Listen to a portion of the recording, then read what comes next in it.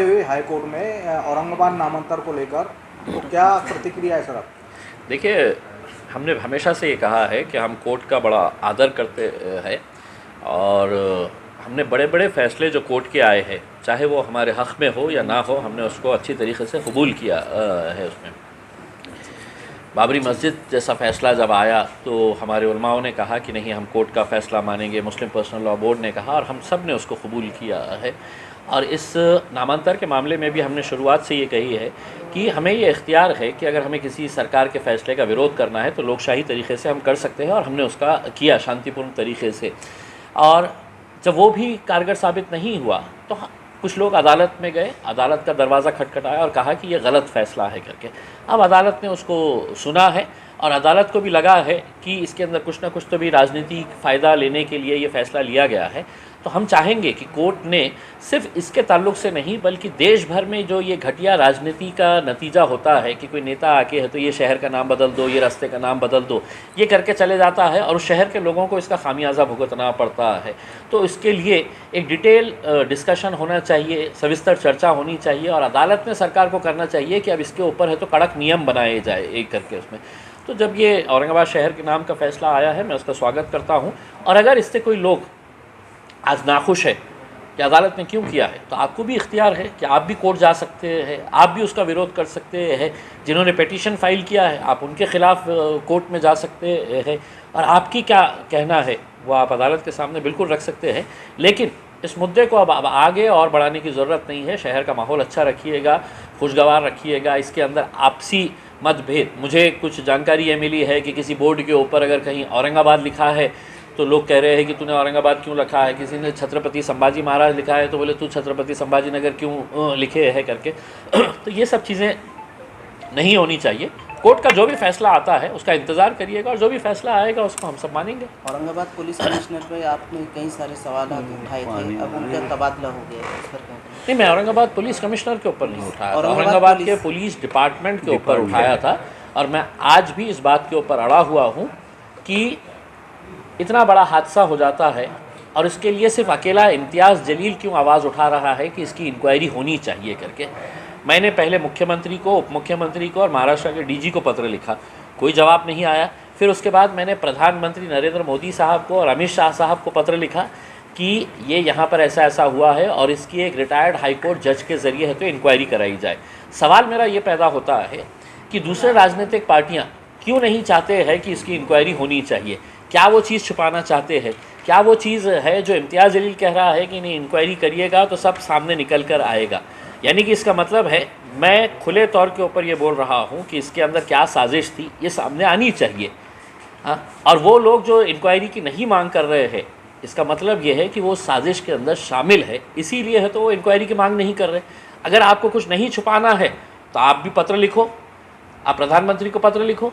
आप तो केंद्र के मंत्री, आपके केंद्र मंत्री है, आप लोग महाराष्ट्र के अंदर आपकी सरकार है, शिवसेना ने, भारतीय जनता पार्टी ने, कांग्रेस ने, राष्ट्रवादी ने, सब ने है तो लिखना चाहिए मुख्यमंत्री को, प्रधानमंत्री को कि इसकी इंक्वायरी हाई लेवल के ऊपर करवाई जाए करके। उसमें कौन सी पार्टी हो सकती है इसमें? नहीं, मैं पार्टी का किसी का नाम नहीं ले रहा हूँ ना, कौन हो सकता है मैं नहीं कह रहा हूँ ना, मैं थोड़ी इंक्वायरी है करके उसमें। आप इंक्वायरी कराइएगा, आपको सब समझ में आ जाएगा कि क्या मामला था करके। तो सर आपको लगता है कि जो वहाँ घटना घटी, दंगल हुआ, कहीं ना कहीं एक साजिश का हिस्सा था, मतलब प्री प्लान हुआ? देखिए, अगर ये नहीं रहता था तो मैं इंक्वायरी क्यों मांगता? अगर ये साजिश नहीं होती, अगर ये कैलकुलेटेड, अगर षड्यंत्र नहीं होता तो फिर मैं इंक्वायरी की क्यों मांग करता था? साहब तो आप पर भी आरोप लगा रहे हैं। देखिए, मैं यही चाह रहा हूँ ना, उसमें आप आरोप लगाइए। आपको अगर चाहते हैं कि इम्तियाज़ जलील को सज़ा होनी चाहिए इसके अंदर, इम्तियाज़ जलील ने किया है करके, कराड़ साहब को भी सुना मैंने उसमें, सब लोग कह रहे हैं उसके अंदर, तो मुझे सज़ा कब होगी? कि जब इंक्वायरी के अंदर आएगा कि इम्तियाज़ जलील का रोल ये था करके उसमें। तो आप क्यों मीडिया के सामने आके है तो बयानबाजी करते हैं उसमें आके? ऐसे हल्के चाले मत करिएगा उसमें। अपन इतने बड़े ओहदे के ऊपर बैठे हुए थे उसके अंदर, थोड़ा तो अकल का इस्तेमाल करिए अगर रहे तो। कि एक पत्र लिखिए प्रधानमंत्री को, एक पत्र लिखिए अपने मुख्यमंत्री को। क्यों नहीं लिख रहे हैं आप? क्या छुपाना चाहते हैं मुझे ये बता दीजिएगा आप उसमें। भाई इम्तियाज़ जलील तो खुला कह रहा हूँ ना। अब आपने कहा कि उन्होंने बोल रहे आप क्या वजह से हुआ है करके। अरे कोई बेवकूफ़ आदमी रहेगा जो कहेगा कि हाँ साहब मेरे खिलाफ़ इंक्वायरी करवाइएगा करके। आप कराए ताकि आपको समझ में आएगा कि किसका क्या रोल था। कौन है तो 3 घंटे के लिए है तो कहाँ गायब था, किसने छूट दे रखी थी, क्या क्या हुआ था करके, ये सब आपको पता चलेगा ना। और वो कब पता चलेगा? इंक्वायरी के ऊपर नहीं, फक्त आने का, सुबह बुलाने का मीडिया वालों को, इधर मैं एक बाइट देने वाला हूँ, ये इम्तियाज़ जलील ने करा, बस खुश उसी के अंदर, उसके अंदर। तो ये ऐसे हल्के चाले छोड़ दीजिएगा। बड़े बड़े ओहदों के ऊपर अपन बैठे हुए हैं, थोड़ा दिमाग का इस्तेमाल करिएगा उसमें। शहर को शांत अगर रखने का है तो ये इसकी सखोल चौकसी होना बहुत ज़रूरी है, मैं ये समझता हूँ उसमें। सर एक चर्चा है उस दौरान में कि आपके ऊपर भी कहीं ना कहीं जानलेवा हमला हुआ आपके ऊपर। सर क्या कहेंगे खुल के, क्योंकि बहुत चर्चा चल रही है आपकी, पहले साइया मार सके ना कोई, यानी जानलेवा हमले की कोशिश की गई थी सर। सर जो भी था उसके अंदर, अब बहुत सारे लोग उसके गवाह है उसके अंदर। अगर मतलब यही अगर डर के अगर मैं भी घर में बैठ जाता तो शायद दूसरे दिन जो रामनवमी का त्यौहार देश भर में इतने जोश के साथ जो मनाया गया, दूसरे दिन क्या होता था ये आप अच्छी तरह से जानते हैं। अगर मैं ये डरता कि दंगा हो रहा है, इम्तियाज़ जलील तुम भी घर में बैठ जाओ करके, तुम मत निकलो, तुम्हारी जान को भी ख़तरा है करके, तो शायद देश भर में ख़तरा पैदा हो जाता था उसके अंदर। किसी न किसी को आगे बढ़ना था, मैंने आपकी दुआ से मैं आगे बढ़ गया और अल्हम्दुलिल्लाह। सर एक सवाल ये भी गूंज रहा था कि आप ब्लड पे आ गए, शान से डॉन की शक्ल में आ गए, आप पुलिस प्रशासन क्यों नहीं आए? एक सवाल मुझे क्या कहेंगे? नहीं सर मैं फुर्सत से आपको दूंगा। अपना मेडिकल का पहले देखिए, मैंने मार्च 2021 में एक PIL फाइल किया था, जनहित याचिका, जिसमें मैंने अदालत को ये बताया था कि कितने गवर्नमेंट मेडिकल कॉलेजेस में, हॉस्पिटल्स में और ग्रामीण के हॉस्पिटल्स में, महानगर पालिका के हॉस्पिटल्स के अंदर कितने doctors, nursing staff, class 3, class 4 की कमी है करके। और पिछले 2 साल से ये केस मैं खुद लड़ रहा हूँ ना, मैं वकील नहीं हूँ, इसके बावजूद भी मैं हाई कोर्ट में जाके है तो पिछले 2 साल से एक वकील बनकर खड़े रहता हूँ और लड़ता हूँ। 2 दिन पहले हाई कोर्ट ने 1.5 घंटा इसके ऊपर मैंने आर्ग्यूमेंट किया और हाई कोर्ट ने बहुत अच्छे अच्छे फ़ैसले सुनाया है। उसमें एक फ़ैसला जो पूरे महाराष्ट्र के डॉक्टर्स को बड़ा फ़ायदा पहुँचने वाला है वो ये है कि केंद्र सरकार ने यह निर्णय लिया है कि अब हम देश के हर ज़िले के अंदर एक मेडिकल कॉलेज, हॉस्पिटल बनाएंगे करके। बहुत अच्छी बात है, हम भी इसका स्वागत करते हैं। लेकिन हॉस्पिटल महज बिल्डिंग बनाने से और करोड़ों रुपए के मशीनरी इक्विपमेंट्स ख़रीदने से नहीं चलता है। वहाँ पे डॉक्टर्स चाहिए, नर्सिंग स्टाफ चाहिए। वो है क्या हमारे पास? तो कतई नहीं है हमारे पास। ऑलरेडी जो हमारे पास एग्जिस्टिंग हॉस्पिटल्स है उसके अंदर हमारे पास बहुत बड़ी वैकेंसीज़ है। तो फिर ये हॉस्पिटल जब आप खोलेंगे तो फिर कहाँ पे? तो इन्होंने एक धंधा शुरू करे थे पिछले कई सालों से।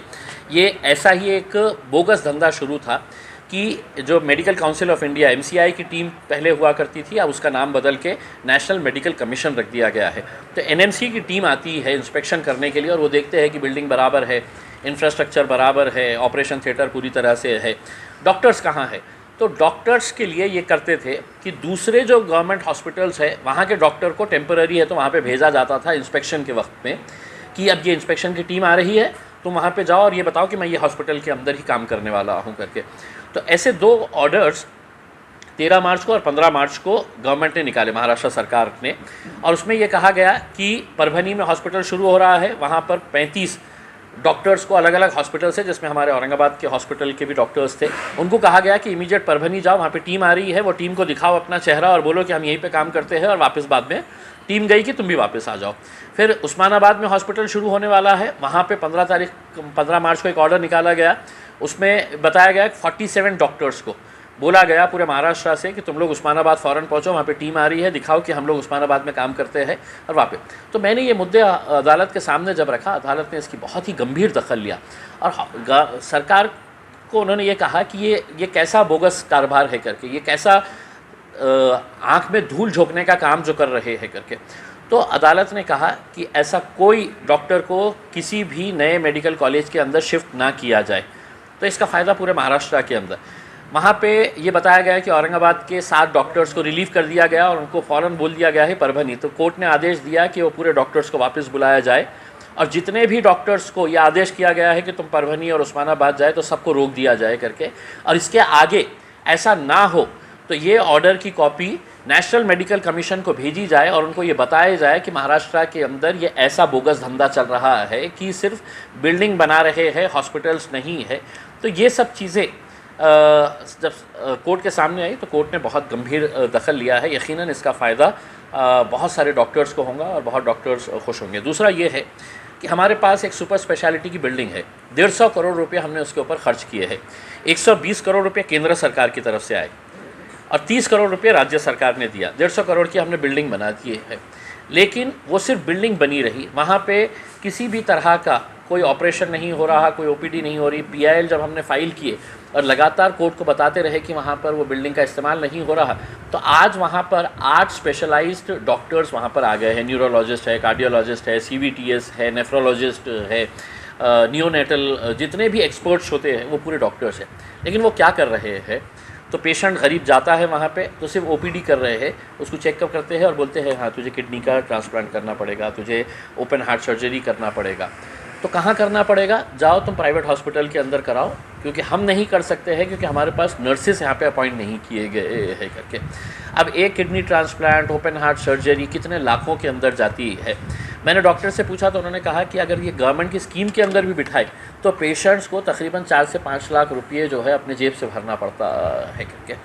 तो सिर्फ नर्सिंग स्टाफ नहीं होने की वजह से आज ये पेशेंट्स जनवरी 2023 से मार्च 2023 महज 3 महीने के अंदर वहाँ पर कितने OPDs हुए हैं, तो 6200 के करीब OPDs हुए हैं। ये कौन लोग हैं, ये जो बहुत ही गरीब लोग हैं, जो प्राइवेट हॉस्पिटल में जा नहीं सकते हैं, ये वो लोग हैं जो ये करते हैं। तो कोर्ट ने उसकी भी दखल लिया है और कोर्ट ने आदेशित किया है कि 31 अक्टूबर 2023 तक हम आपको फाइनल वार्निंग दे रहे हैं, अल्टीमेटम दे रहे हैं, किसी भी सूरत के अंदर ये डेट को आगे नहीं बढ़ाया जाएगा। ये पूरे वैकेंसीज जितने भी डॉक्टर्स क्लास 3, क्लास 4, नर्सेज इनकी है, ये आपने है तो क्लास 3, क्लास 4 के लिए 3 महीने का टाइम दिया है और डॉक्टर्स के लिए उन्होंने 31 अक्टूबर 2023 तक ये पूरे पोस्ट भर देना चाहिए। बहुत ही उन्होंने कड़क ऑर्डर दिया है कि हम बार बार तुम्हें बोल रहे हैं और तुम उसको नज़रअंदाज कर रहे हैं, इसके आगे बिल्कुल हम कोई एक्सटेंशन नहीं देंगे, किसी भी सूरत में ये भर देना है करके। तो यकीनन इसका फ़ायदा जो है ये सिर्फ औरंगाबाद मेडिकल कॉलेज को हो रहा है ऐसा नहीं है, ये पूरे महाराष्ट्र के मेडिकल कॉलेजेस के ऊपर हो रहा है। अब सिर्फ क्लास 3 और क्लास 4 की जो भर्ती होने वाली है पिछले 3 से 4 महीनों के अंदर, तो वो 10,900 बच्चों को अपॉइंट किया जाएगा, नौकरियां मिलेगी वहाँ पर। तो ये एक पूरे बहुत महाराष्ट्र में कितने वैकेंसीज का फ़ायदा होगा और कितने गरीब लोगों का आगे एक मेडिकल के लिए फ़ायदा होगा। देखिए ये हज़ारों की संख्या में इस PIL का नतीजा ये हुआ है कि पहले मैंने जो है ये सिर्फ मेरी कॉन्स्टिट्यूंसी के हद तक औरंगाबाद ज़िले के अंदर कितने वैकेंसीज़ है उसके बारे में बताया था। लेकिन जब चीफ़ जस्टिस के सामने ये मैटर आया था और मैंने प्लीड किया था चीफ़ जस्टिस के सामने, तो उन्होंने ख़ुद ने ये कहा था कि इसके अंदर इतने अच्छे पॉइंट्स है कि और इतना स्टडीड PIL है ये कि हम इसको अब सिर्फ औरंगाबाद ज़िले के हद तक ना रखते हुए पूरे महाराष्ट्र के मेडिकल कॉलेजेस की भी ऐसी ही सिचुएशन होंगी तो इसके अंदर ये रखते हैं करके। तो अब इसका नतीजा ये हो रहा है कि पूरे महाराष्ट्र के मेडिकल कॉलेजेस के अंदर इसका फ़ायदा होगा। और जब वहाँ पर डॉक्टर्स अपॉइंट होंगे, वहाँ पर नर्सिंग स्टाफ अपॉइंट होगा, तो जो गरीब लोग आज प्राइवेट हॉस्पिटल के अंदर जा नहीं सकते हैं तो उनको वहाँ पे इन गवर्नमेंट हॉस्पिटल्स के अंदर ये इसका फ़ायदा मिलेगा। तीसरी बात ये है, ये 150 करोड़ रुपए के जो सुपर स्पेशलिटी हॉस्पिटल्स हमने बनाए हैं, पूरे महाराष्ट्र में 4 बने हैं, एक औरंगाबाद में, एक लातूर में, एक अकोला में, एक अमरावती के अंदर। तो ये 4 हॉस्पिटल्स के ऊपर 150 करोड़ रुपया हमने खर्च किया है। अब गवर्नमेंट जो है वो खामोशी में बिल्कुल बंद दरवाजे के अंदर एक गेम खेल रही है कि ये सुपर स्पेशलिटी के हॉस्पिटल्स हम किसी प्राइवेट उद्योगपति के हवाले कर डालें कि वो चलाए करके उसमें। तो उन्होंने एक्सप्रेशन ऑफ इंटरेस्ट का नोटिस दिया पेपर के अंदर, उसमें सिर्फ औरंगाबाद के लिए 6 उद्योगपतियों ने इंटरेस्ट जाहिर किए कि हाँ सुपर स्पेशलिटी की बिल्डिंग हमारे हवाले कर डालो, हम चलाएंगे करके उसमें। अकोला के लिए कोई भी नहीं आया, अमरावती के लिए कोई भी नहीं आया, या वहाँ पर हो सकता है कि विदर्भा वालों ने बोले हैं कि नहीं हम नहीं आने देंगे करके, और ना लातूर के लिए कोई आया है। औरंगाबाद के लिए इसलिए आया है कि यहाँ पर 15 से 16 ज़िलों के गरीब पेशेंट्स यहाँ पर आते हैं, उनको लूट कर कैसा पैसा कमाया जाए उसका ये षड्यंत्र रचा जा रहा है कि PPP मॉडल के ऊपर हम सुपर स्पेशलिटी बिल्डिंग को किसी प्राइवेट प्लेयर के हवाले कर देंगे करके। तो मैंने ये बात भी कोर्ट के सामने रखी। कोर्ट ने कहा कि हम सरकार को आदेशित कर रहे हैं कि ये क्या मॉडल रहेगा, कौन इसके अंदर आ रहे हैं करके। और मैंने ये कहा कि साहब इसमें जो भी प्राइवेट प्लेयर आ रहा है उसको बिल्डिंग किसकी, तो गवर्नमेंट की बिल्डिंग 150 करोड़ की गवर्नमेंट ने बना के दी। 30 करोड़ रुपये के इक्विपमेंट्स किसके, तो गवर्नमेंट ने डॉक्टर्स की सैलरी तो गवर्नमेंट देंगी, चलाएगा कौन? तो प्राइवेट, उनका दोस्त, उनका रिश्तेदार आएगा। अब ये दोस्त और रिश्तेदार किसका हो सकता है? तो डॉक्टर भागवत कराड़ का रिश्तेदार हो सकता है, अतुल सावे का रिश्तेदार हो सकता है, गिरीश महाजन का भाई भतीजा या दोस्त हो सकता है। तो ये जो चल रहा है ये धंधा, मैं इस वजह से इसका विरोध कर रहा हूँ कि ये गरीब लोगों का हॉस्पिटल्स है, वहाँ पे इम्तियाज़ जलील नहीं जाएगा, क्योंकि इम्तियाज़ जलील के लिए है तो सरकार ने देश के सबसे बड़े बड़े हॉस्पिटल्स खुले रख डाले हैं, लेकिन गरीब पेशेंट वहाँ पर जाएगा। लेकिन इसके विरोध में कोई नहीं बोलेगा। मैं आपको आज गारंटी के साथ बोल रहा हूँ, गवर्नमेंट मेडिकल कॉलेज के अंदर एक बोर्ड होता है जिसके अंदर आमदार लोग भी होते हैं, अपने पास के भी आमदार वहाँ पे उस बोर्ड के ऊपर है। ये विरोध उन्होंने करना चाहिए था, लेकिन अपनी राजनीतिक कुर्सियाँ बचाने की है। हो सकता है प्राइवेट प्लेयर आ रहा होगा तो उनको भी कुछ खुश कर रहा होगा, तो अपन सब खामोश बैठ जाओ। तो मैंने ये किया कि औरंगाबाद की आवाम जो है, ये बड़े अफसोस के साथ कहना पड़ता है, ये मुर्दार हो चुकी है। इन्हें लड़ने की क़ुव्वत और ताकत जो थी वो ख़त्म हो चुकी है उसके अंदर। नहीं लड़ेगा तो कौन, चलो ना इम्तियाज़ भाई लड़ेंगे ना उसके अंदर, हमको क्या करने का है करके उसमें है। लेकिन मैं लोगों से ये कह रहा हूँ, ये गरीब लोगों के अस्पताल है, अगर उनके लिए अगर हमने आज आवाज़ नहीं उठाए तो कल हो सकता है कि किसी गरीब को मुफ्त में या सस्ता इलाज कहीं पर भी नहीं मिलेगा। क्योंकि प्राइवेट प्लेयर जो पैसा डाल रहा है कोई समाज सेवा करने के लिए नहीं आ रहा है, वो पैसा डाल रहा है तो गरीबों से पैसा चूसने के लिए आ रहा है, पैसा निकालने के लिए, प्रॉफिट बनाने के लिए आ रहा है करके। और ये बात मैंने कोर्ट को भी बताई है। तो इसका विरोध होना बहुत ज़रूरी है। मैं औरंगाबाद की आवाम से ये अपील करना चाहूँगा कि इसके लिए एक मूवमेंट तैयार करें, आप तैयार करें, मैं आपके पीछे एक सामान्य नागरिक की हैसियत से आने के लिए तैयार हूँ। कल जो डिसीजन आया है हैदराबाद से और एक पार्टी का आगमन हुआ है औरंगाबाद शहर में, कदम रखा है, तो उसमें बहुत सारे पार्टियों के अलग अलग मुख्तलिफ नेता शामिल हुए कल, और उन्होंने पानी और बिजली का मुद्दा भी उठाया। देखिए, बहुत अच्छी बात है कि हर राजनीतिक पार्टी को ये इख्तियार होता है, ये अधिकार होता है कि वो कहीं पर भी देश भर में जा सकते हैं, अपने पार्टी का पॉलिटिकल बेस बढ़ा सकते हैं। बीआरएस हो सकता है उनको ऐसा लग रहा होगा कि हमने तेलंगाना के अंदर बहुत मजबूती हासिल कर ली है, अब हमें देश के दूसरे अलग राज्यों के अंदर जाना चाहिए, तो उन्होंने महाराष्ट्र को चुना है। महाराष्ट्र के अंदर आए हैं, हम स्वागत करते हैं उनका, और हर आदमी को इख्तियार है, कोई भी कहीं पर भी जा सकता है, किसी भी पार्टी को ज्वाइन कर सकता है।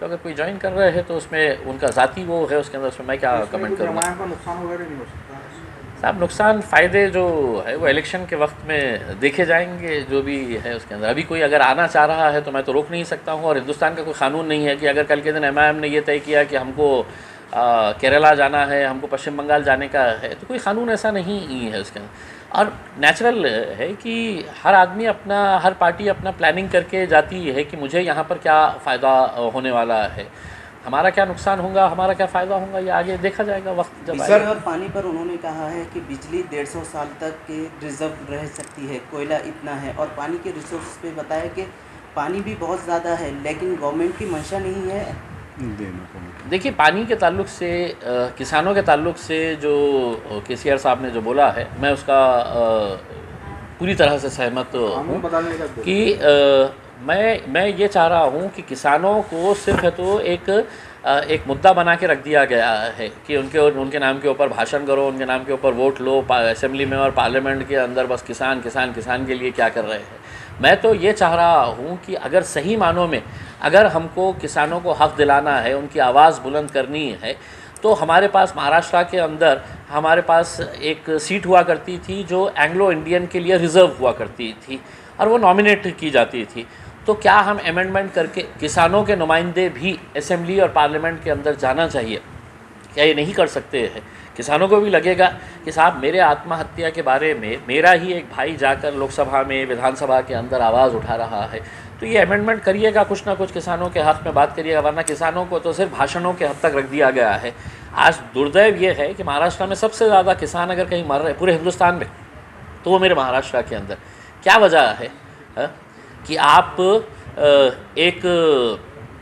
एक कार्यक्रम लेने के लिए 14 करोड़ रुपए खर्चा कर देते हैं, जिसके अंदर 14 लोग मर जाते हैं उसमें, और उनको है तो कितने पैसे देते हैं? 5 लाख रुपये देते हैं। 5 लाख रुपये उनकी कीमत लगाई गई है। अब आप सोच लीजिएगा कि जब इंसानों की कीमत ही 5 लाख रुपये लगा दी गई है इतने बड़े कार्यक्रम में आने वाले, उनका कुछ तो वजूद था। किसानों के लिए तो कल हो सकता है कि कोई किसान मर गया तो बोलेंगे 1-2 लाख रुपये दो और ख़त्म करो करके।